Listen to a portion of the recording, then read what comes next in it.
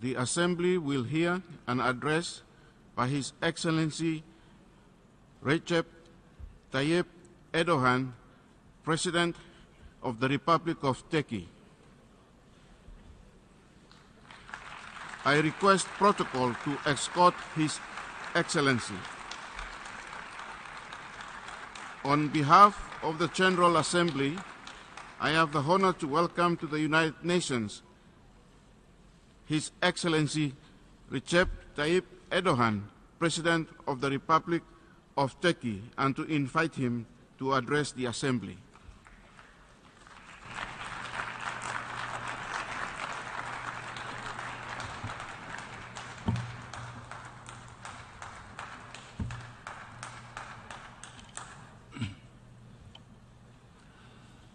Sayın Başkan, Sayın Genel Sekreter, değerli devlet ve hükümet başkanları, kıymetli delegeler, sizleri şahsım ve ülkem adına saygıyla selamlıyorum. Birleşmiş Milletler 71. Genel Kurul Başkanı sıfatıyla geçtiğimiz yıl boyunca yürüttüğü başarılı çalışmalar için Sayın Peter Thompson'a teşekkür ediyorum. Genel Kurul Başkanlığını devralan Sayın Miroslav Lajčák'ı da özellikle tebrik ediyorum. İnsana odaklanmak, sürdürülebilir bir dünyada herkes için barış ve insanca yaşama mücadelesi temasıyla toplanan bu yılki genel kurulumuzun tüm dünya halkları için hayırlara vesile olmasını diliyorum. Sayın Başkan, değerli delegeler, geçtiğimiz yıl bu salonda sizlerle birlikte oluşumuzun üzerinden geçen sürede maalesef küresel barış ve istikrar daha da geriye gitmiştir. Terörün ve savaşın çirkin yüzünü dünyanın farklı köşelerinde görmeye devam ediyoruz. Çatışma ortamlarından beslenen teröristler faaliyetlerini muhtelif bölgelere yayarak sürdürüyor. Yabancı düşmanlığı, kültürel ırkçılık ve İslam karşıtlığı etrafında buluşan radikal akımların şiddet dolu eylemlerini endişeyle takip ediyoruz. Bu olumsuz tabloyu tersine çevirmenin en etkili yolu bizlerin burada bu çatı altında gerçekleştireceği samimi işbirliğidir. Dünya barışı için yeni bir bakış açısı geliştirmeye ihtiyacımız var. Hiçbir kriz ve hiçbir tehdit kendi haline bırakılarak çözülemez. Daha güvenli ve müreffeh bir dünya için hepimizin elini taşın altına koyması gerekiyor. Türkiye işte bu anlayışla girişimci ve insani bir dış politika yürütüyor. Sayın Başkan, değerli delegeler, 7. yılına giren Suriye ihtilafı ülkede, bölgede ve tüm dünyada derin yaralar açmıştır. Suriye'de siviller ve günahsız yavrularla birlikte bir medeniyet de yok ediliyor. Bu ülkeyi yerle bir eden istikrarsızlığın ve zulmün beslediği terör sınırları aşarak bir kanser gibi adeta yayılıyor. Demokrasi, özgürlük, adalet, aydınlık bir gelecek talebiyle harekete geçen Suriye halkını maalesef uluslararası toplum yalnız bırakmıştır.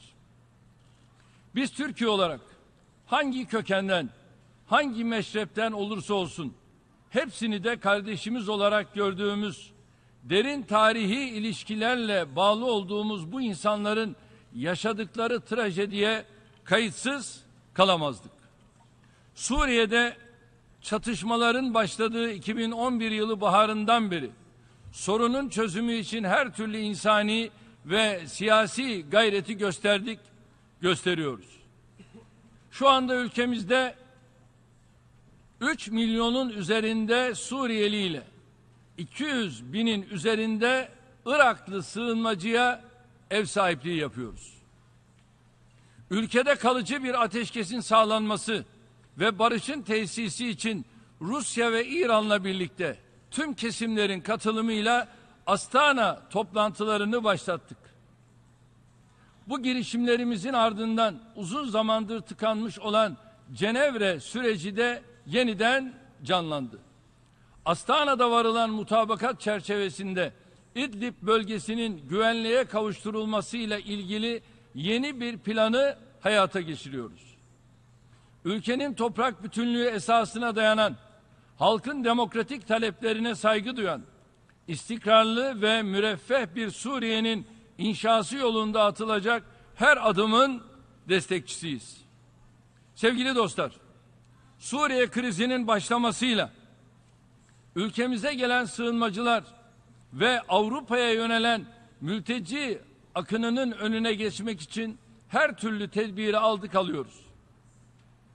Barınmadan gıda ve giyime, sağlık hizmetinden eğitime kadar sığınmacıların tüm ihtiyaçlarını ülkemizi ziyaret eden herkesin takdirini kazanan bir standartta karşılıyoruz.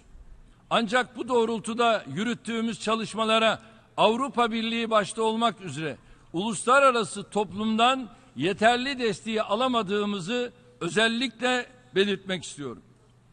Ülkemizdeki kamplarda ve şehirlerimizde yaşayan sığınmacıların ihtiyaçlarını karşılamak için kamunun, sivil toplum kuruluşlarımızın ve halkımızın yaptığı harcamaların tutarı 30 milyar doları bulmuştur.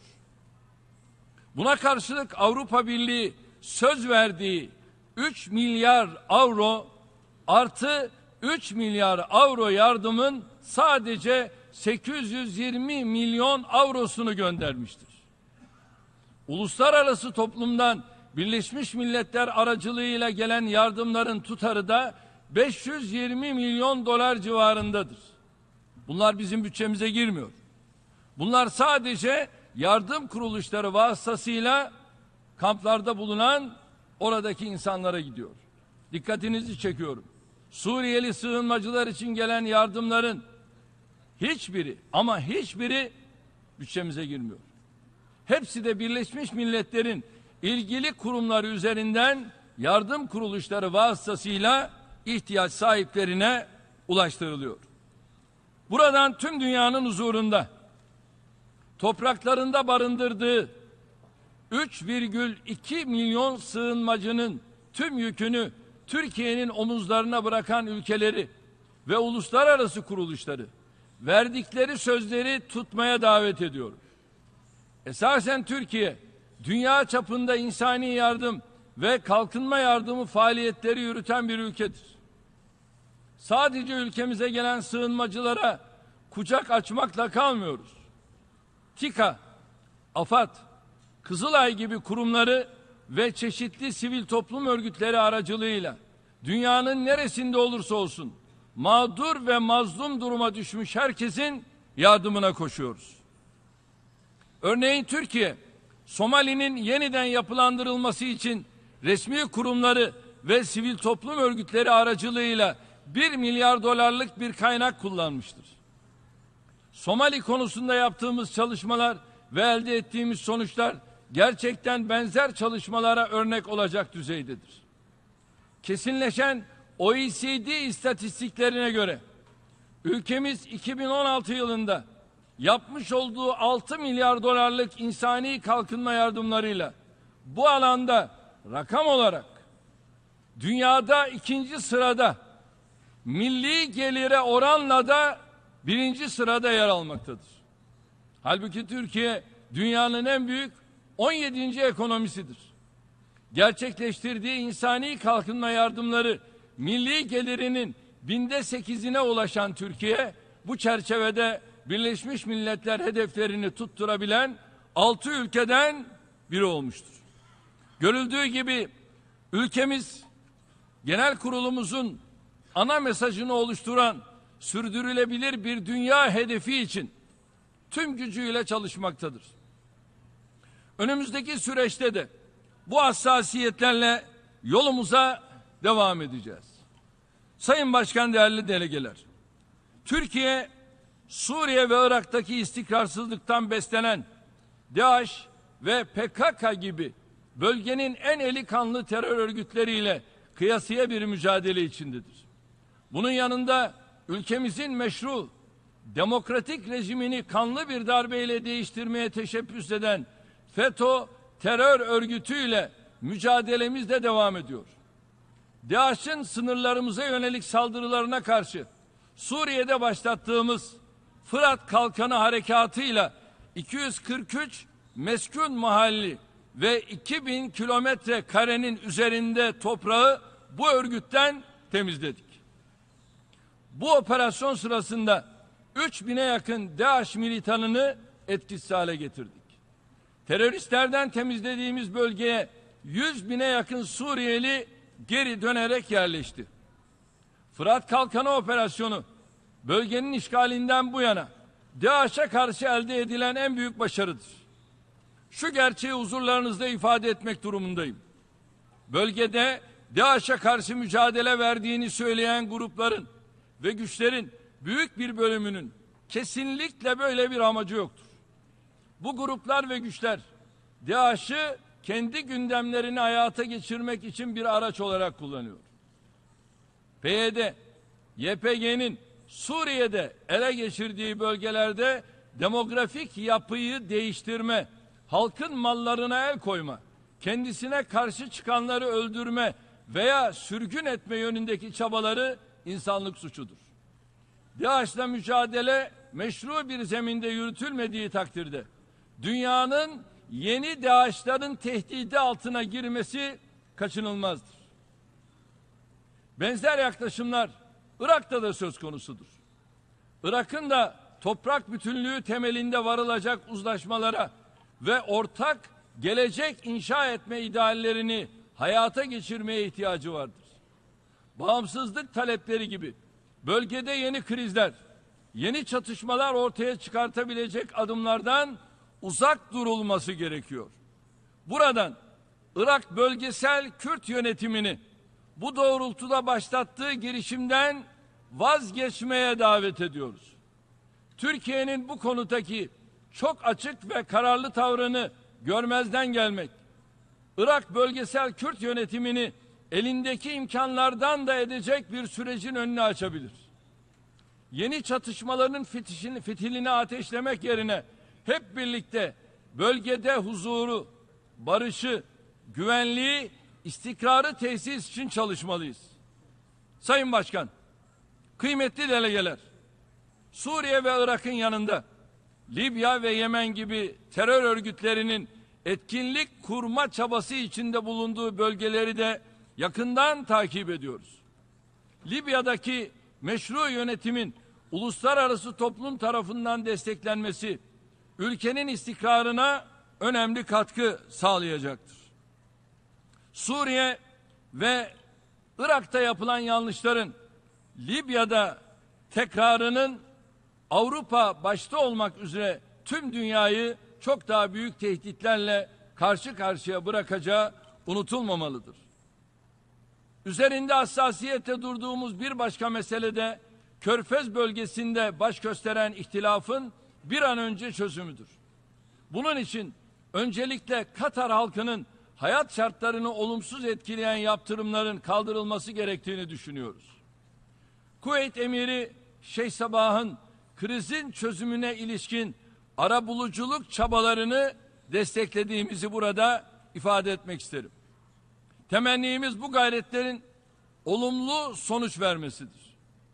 Körfez bölgesinin ağabeyi olarak gördüğümüz Suudi Arabistan'ın da sorunun çözümü yönünde samimi irade göstereceğini ümit ediyoruz.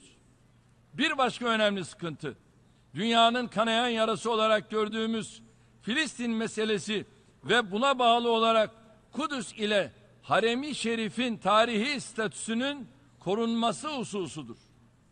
Temmuz ayında Harem-i Şerif'te yaşanan kriz sorunun ne kadar hassas olduğunu göstermiştir. Barış sürecinin devamı ancak İsrail'in yasa dışı yerleşim faaliyetlerini derhal durdurması ve iki devletli çözüm doğrultusunda adımlar atmasıyla mümkündür. Bu çerçevede uluslararası toplumu Doğu Kudüs, Batı Şeria ve Gazze'deki Filistinli kardeşlerimize bağımsız ve coğrafi bütünlüğe sahip Filistin devleti mücadelelerinde destek olmaya davet ediyorum. Bir başka potansiyel kriz alanı olan Balkanlar, her ne kadar çatışma ortamı yoksa da hala çok ciddi sınamalarla karşı karşıya bulunan bir coğrafyadır. Balkan ülkelerinin Avrupa Atlantik kurumlarıyla bütünleşmelerine büyük önem veriyoruz. Dünyanın bu müstesna bölgesinde barışın, istikrarın ve refahın hakim olması için üzerimize düşen görevleri yerine getirmeyi sürdüreceğiz.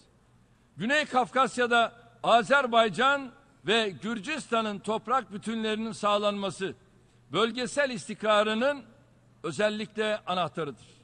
Bu nedenle Yukarı Karabağ, Abazya ve Güney Ossetya ihtilaflarının çözümü için çok daha fazla gayret göstermeliyiz.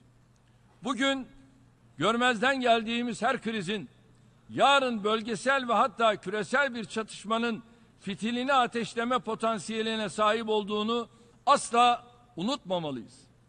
Bu çerçevede son günlerde dünya gündemini giderek daha yoğun şekilde meşgul eden nükleer silahların her çeşidine karşı olduğumuzu da özellikle belirtmek istiyorum. Dünyayı nükleer silah belasından tümüyle temizlemeden bu tür sorunların üstesinden gelemeyeceğimiz açıktır.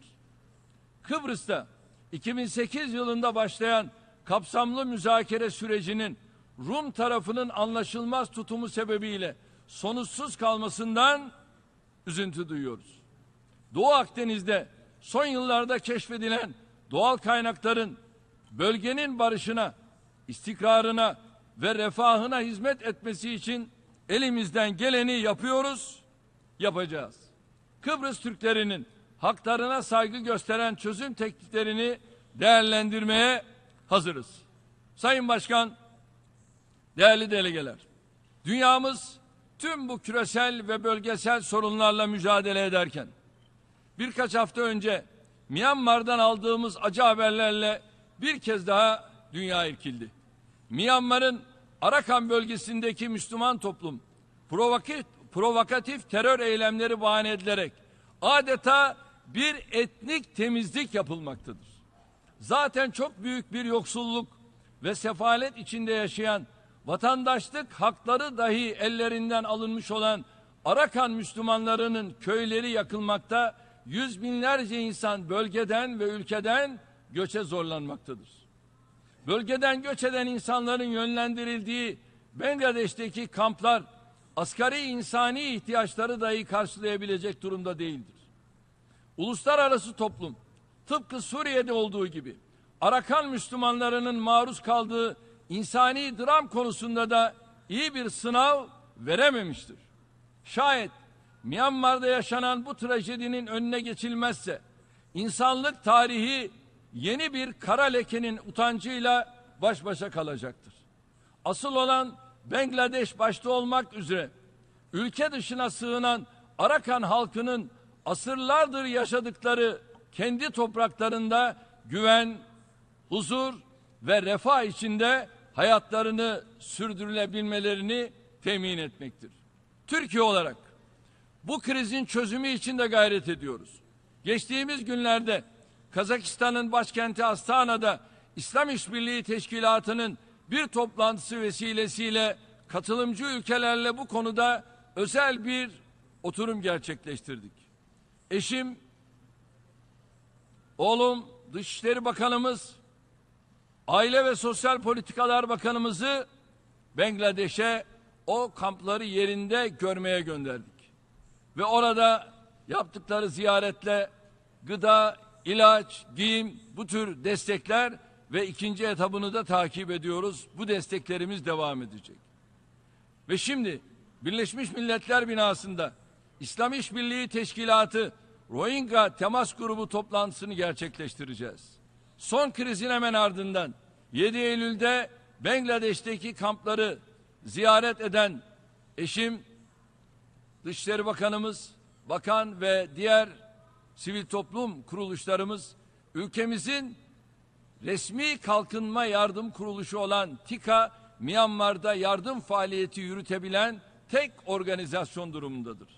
Ayrıca AFAD, Kızılay, Diyanet Vakfı ve çeşitli sivil toplum kuruluşlarımız Bangladeş ve diğer ülkelerde mağdur durumda bulunan Arakanlı Müslümanlara insani yardım ulaştırma faaliyetlerini sürdürüyor. İlgili ülkelerin gereken imkanları sağlaması halinde yardım faaliyetlerimizi daha kapsamlı şekilde sürdürmek istiyoruz. Ve Birleşmiş Milletler Genel Sekreteri Sayın Guterres'le de bu konuları bugün görüştüm. Şimdi ise bu adımları süratle atmanın hazırlığı içindeyiz.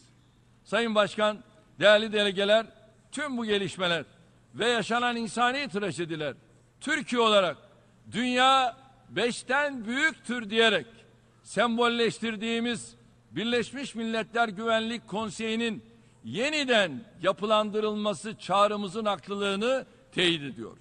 Aynı zamanda Birleşmiş Milletler Güvenlik Konseyi'nin reforme edilmesinde ne kadar geç kaldığımızın da bu ifadesidir.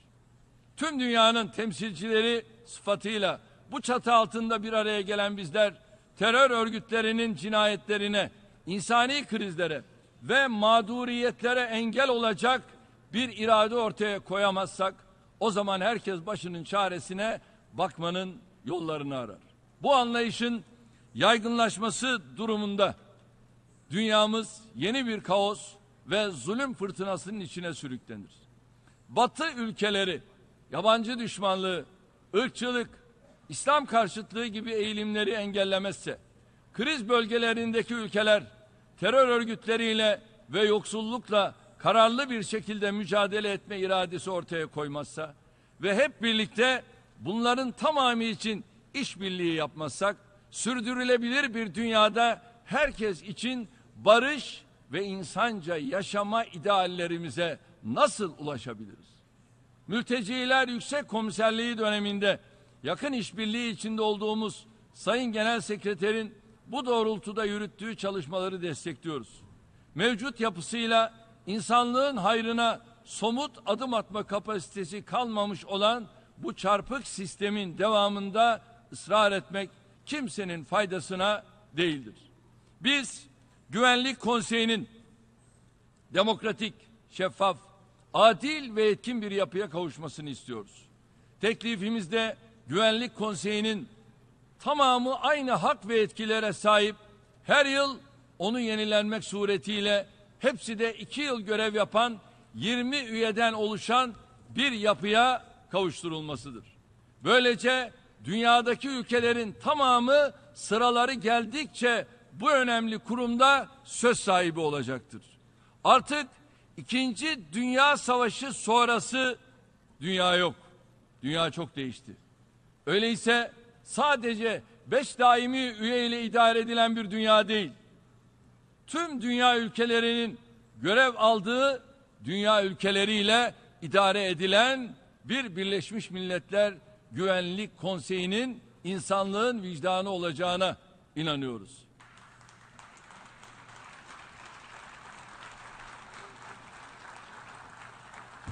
Sözlerime son verirken yüzümüzün ve gözlerimizin rengi ne olursa olsun gözyaşlarımızın aynı olduğunu hatırlatmak istiyorum.